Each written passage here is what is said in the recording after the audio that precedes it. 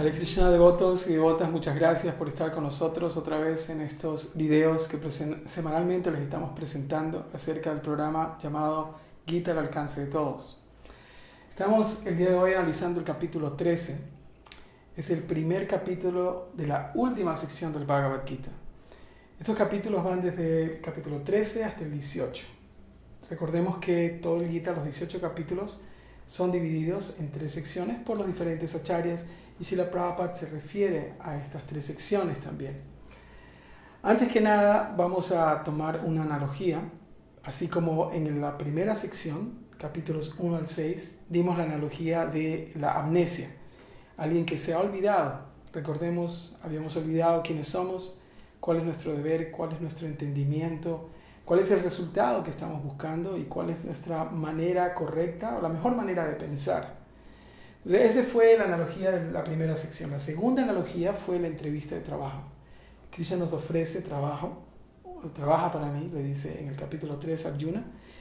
Y en esta sección intermedia de los capítulos 7 al 12, Krishna se presenta como el jefe supremo y da los términos y las condiciones de ese trabajo.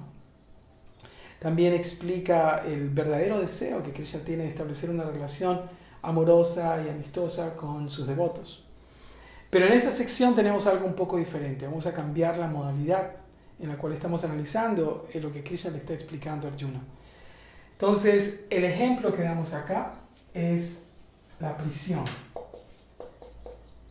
Usamos esto y vamos a conectarlo con una de las palabras del título de este capítulo en particular. Este capítulo se llama La naturaleza, el disfrutador y la conciencia.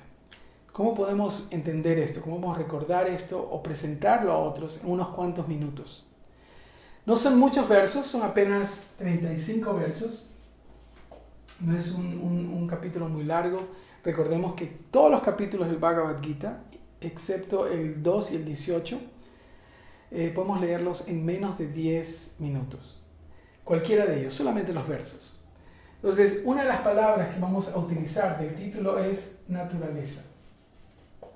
¿Por qué? Porque deseamos recordar fácilmente este capítulo. ¿Qué significa naturaleza, disfrutador y la conciencia? Naturaleza se refiere a la naturaleza material, al mundo material. Y esa naturaleza material se vuelve nuestra prisión. El disfrutador se refiere al alma espiritual y también al disfrutador supremo. Eso Krishna lo va a explicar durante los diferentes versos en el capítulo 13. Y la conciencia se refiere a la visión. Aquella persona que tiene una visión espiritual puede ser liberado de la prisión, ¿no? Pero vamos a usar una palabra o un concepto para recordar a este capítulo en particular. El tópico en realidad vamos a primero usar la palabra en sánscrito, Paramatma. ¿Qué significa Paramatma? Paramatma significa que Krishna, o la suprema alma, se ubica, se localiza en nuestros corazones, en todas las entidades vivientes. Eso es Paramatma. Pero para poder recordarlo de una manera más práctica y tener una asociación con el ejemplo que estamos dando, vamos a poner la palabra abogado. ¿Por qué la palabra abogado? Porque Paramatma, así como decimos el Señor en el corazón, en este caso vamos a decir el abogado en el corazón. Krishna aquí en este capítulo explica que Él es el observador y Él es quien permite que las cosas se den o no se den. Esa es la función de Paramatma. Él está observando siempre qué es lo que está la entidad viviente haciendo, cuál es su libre albedrío, cuáles son sus opciones, sus elecciones. Entonces, esa es, primero que nada, la analogía que usamos en este capítulo en particular. Entonces, recordemos esta palabra, Paramatma, y podemos traducirlo en español como el abogado. Esa es la función de Paramatma. El ejemplo es la prisión.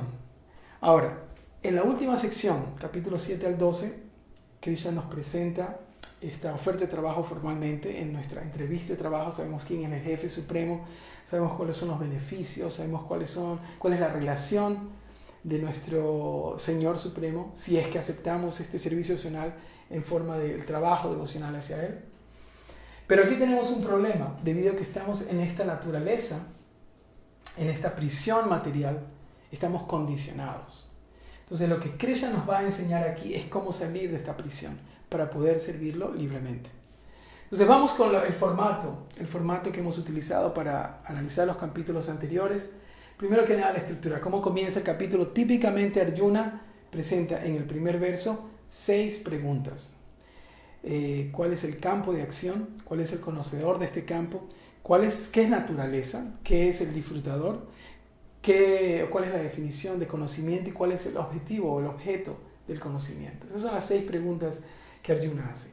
Como decía anteriormente, es un capítulo relativamente pequeño, 35 versos apenas, y Krishna termina, el fin de este capítulo es que Krishna nos dice, nuevamente enfatiza a las ventajas del servicio devocional.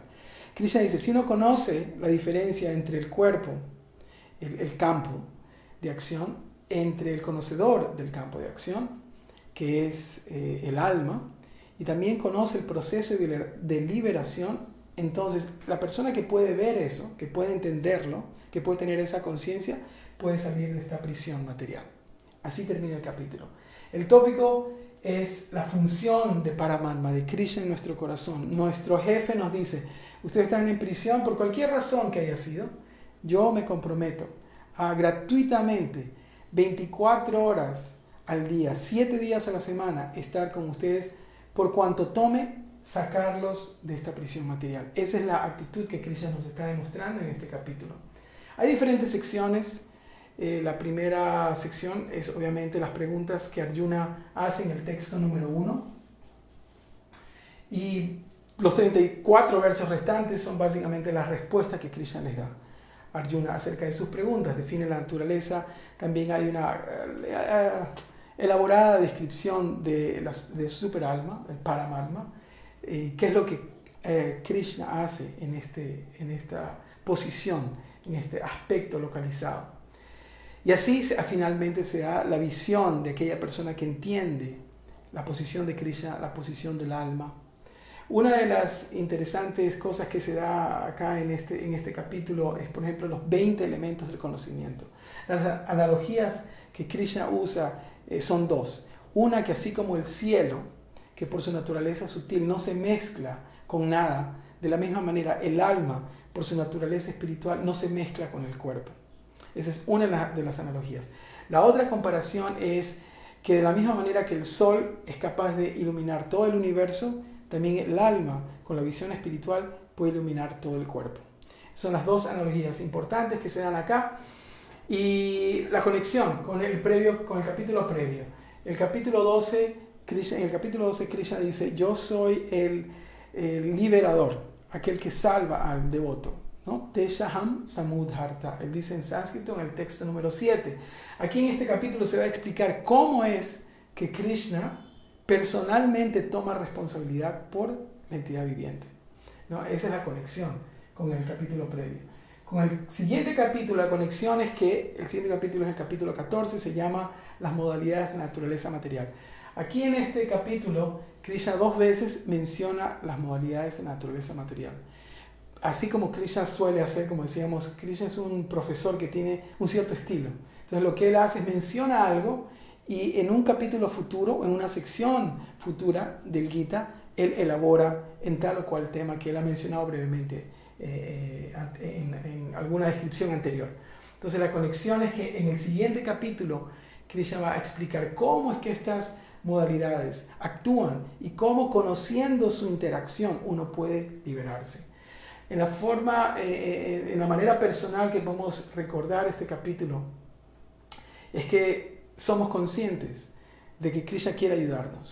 Y la manera en que Él quiere ayudarnos es, primero que nada, estando con nosotros, como testigos, como nuestro abogado, como la persona que nos va a liberar. Krishna dice al final del capítulo que aquella persona que entiende quién es el disfrutador y quién es el disfrutador supremo y el proceso de liberación puede alcanzar la meta suprema. Nuevamente, uno de los resultados del servicio devocional.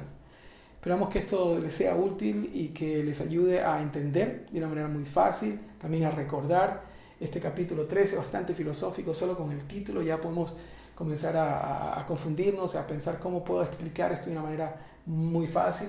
Entonces por eso hemos dado esta estructura. Esperamos que esto sea útil y beneficioso para su estudio de los libros de Srila Prabhupada. Muchas gracias. Hare Krishna.